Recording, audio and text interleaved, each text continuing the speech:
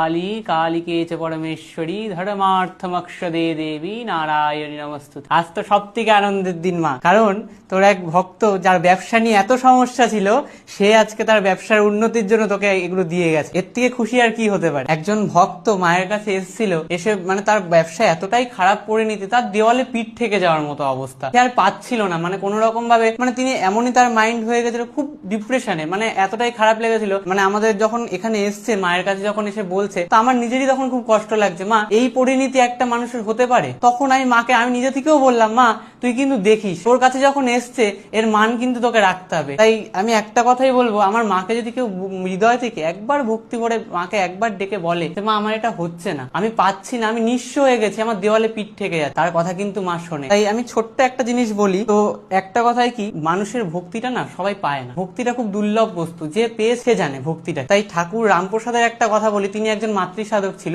সে বলছে ভক্তি জোরে কিনতে পারি আমার ব্রহ্মময়ীর চরণ। তো ভক্তি জোর না থাকলে তাকে পাওয়া যায়। তাকে কিছু যদি জানাতে হয় হৃদয় থেকে একবার, কিছু ফুলমালা মিষ্টি কিছু প্রয়োজন নেই, তা একবার মন থেকে বল, তাহলেই সে পাবে। আপনারা যারা এই ভিডিওটা দেখছেন তারা একবার জয় মা পরমেশ্বরী লিখে শেয়ার করে দেবেন। এটা আমি কিন্তু বলছি না যে মায়ের জন্য শেয়ার করতে, মায়ের নাম প্রচার করার জন্যও বলছি না।